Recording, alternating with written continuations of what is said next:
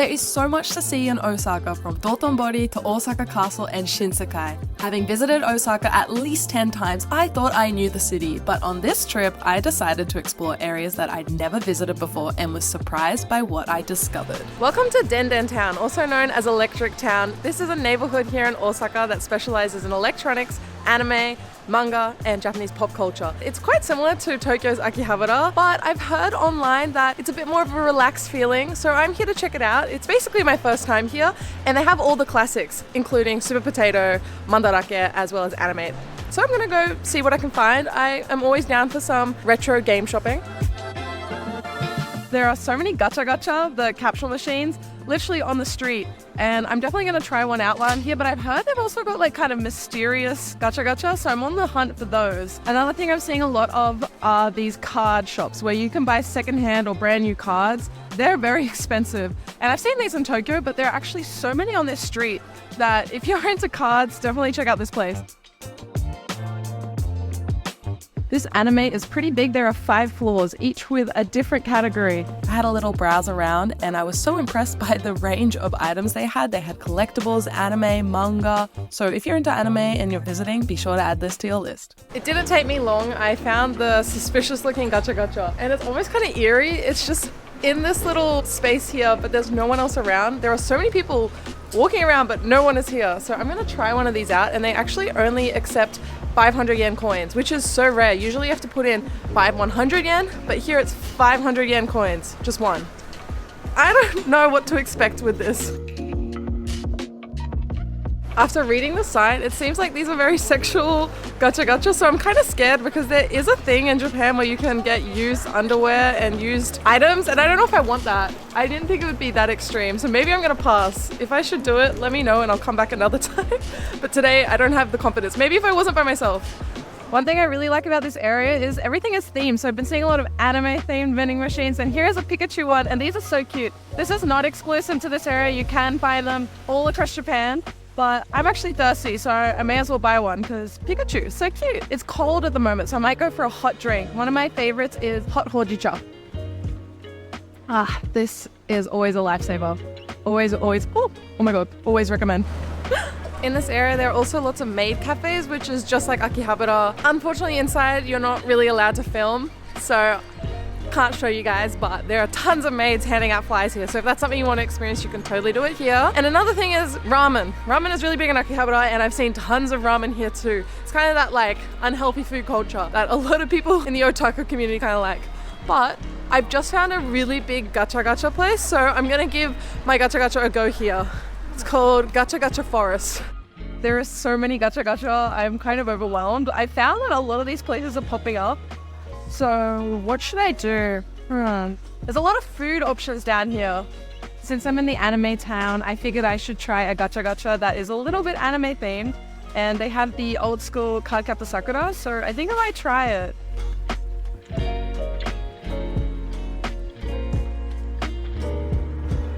I really want to get the Kuromi Sakura-chan, but let's see what's inside.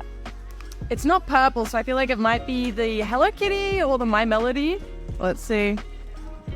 Oh yeah, it's the My Melody. That's still really cute. Sakura's like blowing a kiss. I'm not the biggest like Sanrio fan, but this is a really cool souvenir from Denden Town.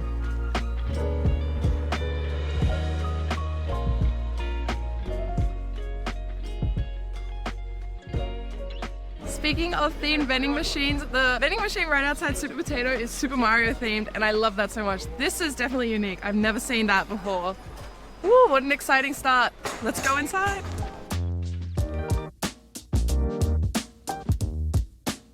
In comparison to the Tokyo Super Potato, this place is way emptier. Like, I almost have the place to myself. And it's honestly just like in the afternoon, so it's not even like a particularly quiet time, like first thing in the morning either. And they have so many retro games here. They have so much cool nostalgic game stuff, like Kirby, Mario, and I'm just gonna see what I can find.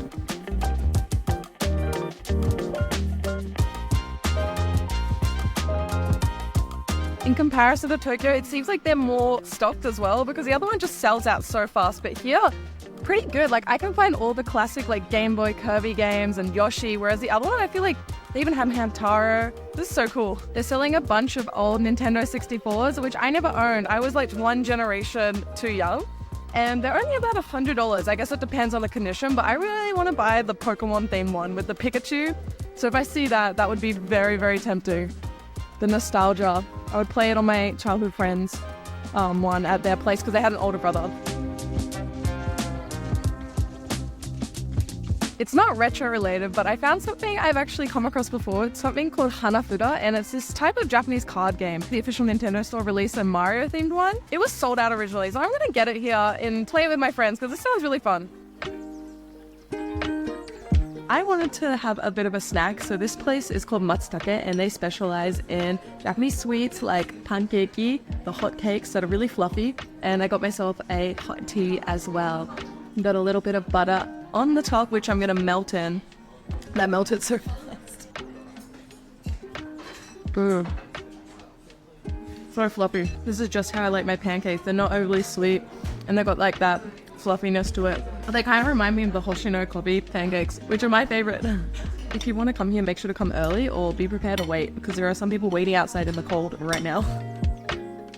After leaving Electric Town, I was just walking around, headed to my next location, and I actually stumbled across a street that is specializing in kitchenware as well as cooking utensils, and it's called Kitchen Street. And it's 150 meters long, full of tons of shops, and it is reminiscent of Kappawashi in Asakusa in Tokyo. So this area has a lot of similarities to neighborhoods in Tokyo. That's really cool because right next door is the Akihabara of Osaka, and now you have the Kappawashi of Osaka. Literally selling all kinds of stuff. Like I can find taiyaki grills as well as takoyaki makers. It's very tempting to bring back something like that. This shop here is actually selling like okonomiyaki hot plates and tables. So if you want to set up an okonomiyaki shop, you can just come here and literally buy everything. They even have like the signs. That's really cute. There is like a robot coming down this street. I've never seen that. In Japan, in restaurants, they'll have like a robot, but this guy is just going. It's like a karaoke machine. It's actually really creepy. I don't know if someone's watching. And they actually had tourist brochures on it. So that's really interesting. Maybe I'll quickly grab one.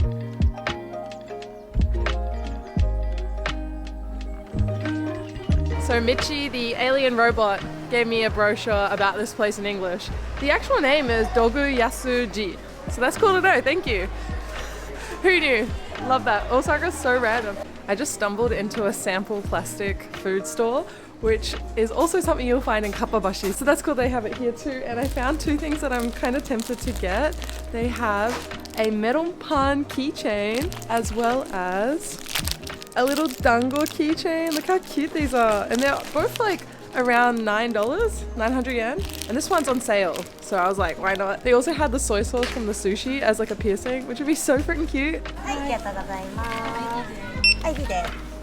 The crazy thing is this is so close to Nanba, less than 5 minutes away. And I had no idea it existed. So put this on your itineraries. And the next location I'm heading to is also right in the heart of Nanba, but it's a little off to the side street, so you may have missed it like me. It's a little alleyway full of izakaya and restaurants, so might grab something to eat. It's getting dark, it's dinner time. This is Hozenji Yokocho, which is a stone-paved alleyway with over 60 restaurants and stores.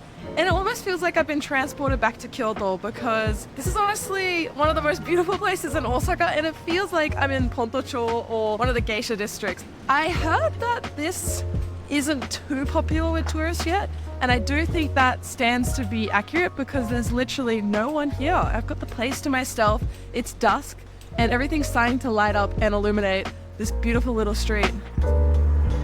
This alleyway was actually named after the temple Hozenji, which I've just reached by walking down the Yokocho. It's right there. I can smell the scents. They've got the oko running. And there's even a stray cat. Literally no one else around, just a few locals praying. I might do a prayer myself before I find somewhere to eat. Okay, so I just paid 200 yen to do an omikuji, and I have to shake it a lot. 30? 30. イングリッシュで。ありがとうございます。Oh, it's good. It's great blessing. This is actually my first omikuji and fortune of the year. I wasn't in Japan for New Year's, so it's a little late, but better late than never. And I can't believe I got the best one. Gonna be a good year. It's really funny when you read the translated one because they do have English here, which is really nice. This fortune chip will develop your fortune greatly, whether you are a scholar, a monk, or a common citizen. That's right, I'm a common citizen. So I don't have to wrap it around the area here, because if you get a bad fortune, you tie it up here. But I'm gonna move on with this and enjoy the rest of my Osaka trip. Thank you, Osaka. Had a brief chat to the lady who works here at the shrine, and she told me to just walk around and find a restaurant, because I was like, what do you recommend? And she's like, just literally walk down the side streets. Right next to the shrine where I did the omikuji is a tiny like alleyway, so I'm gonna walk down there, and this is all part of that Hozenji area, so let's go. How is this real? This is absolutely stunning. I can't believe I've never been here before. It does look a little expensive, like quite a few of the restaurants are definitely upmarket. There's one right beside me here that sells crab, which in Japan is usually quite pricey, but this one looks very like traditional washoku. Got some nice like momiji leaves that are dying now, but just beautiful wooden aesthetic.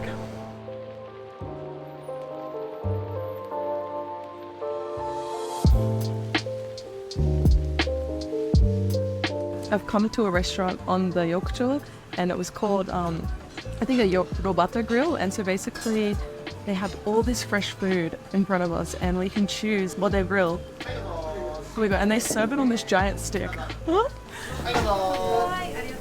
first dish is here. I got something called yamaimo yaki, and it's like mountain yam, and it's got some butter on top, and it's just like grilled. And he served it to me on the stick, and I was like, oh my god, this is so exciting. And it's steaming. Itadakimasu.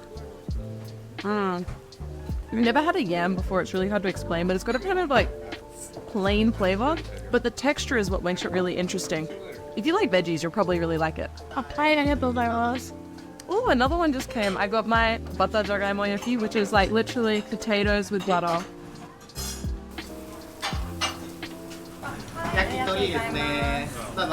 Okay, here's the yakitori, and it's got kare sauce on it, which is kind of like this sweet soy sauce. Pretty good. Once again, got that really nice grilled, char-grilled flavor.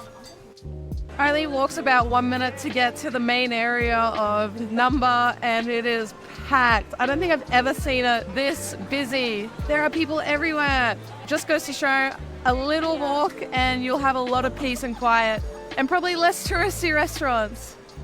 But I think that's all for today. I'm gonna get some sleep and see you at another local spot tomorrow morning.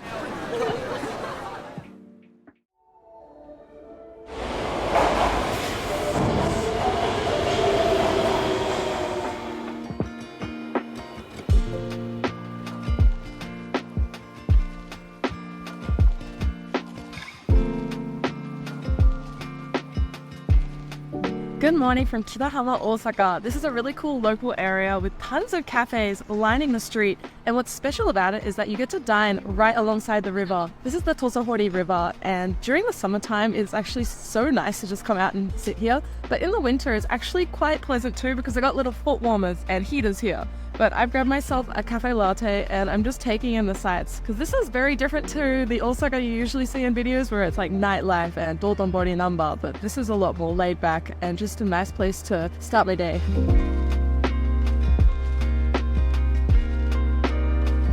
The cafe I'm at the moment is called Motto Coffee, and they specialize of course in coffee, but you can also get breakfast like bagels, also bread, toast. So that's a good option, but I'm actually a big fan of a place right down the road which has these Buddha bowls and it's all vegan. So I'm gonna head there right after I finish my coffee. And I hope they've got terrace seats available, because the terrace seats, they're really, really popular here.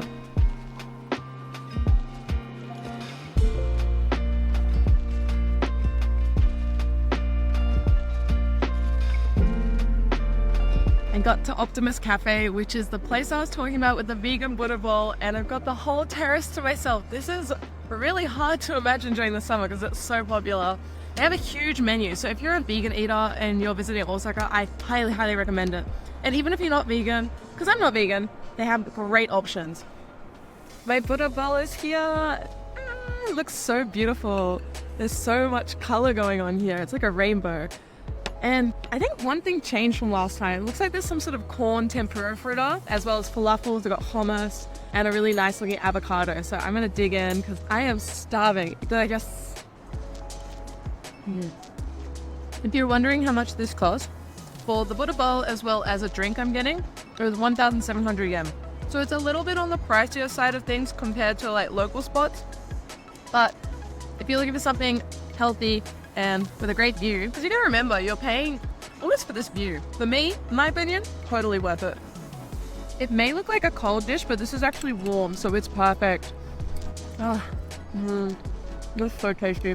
And along this river, there are so many little nice restaurants. There's Italian places, bars, restaurants. So there's so much to discover, and I need to come back and check out more of them. The inside seats are also quite nice because you can see the river, but you don't have to be like facing the wind. And it's packed now. Like when I came in, there was nobody. So yeah, I made a good decision to come right before the lunch rush. That wraps up my trip to Osaka. On the way home, while taking the Shinkansen, I got an awesome view of Fuji. Hope you guys have a good day and see you next time. Bye bye.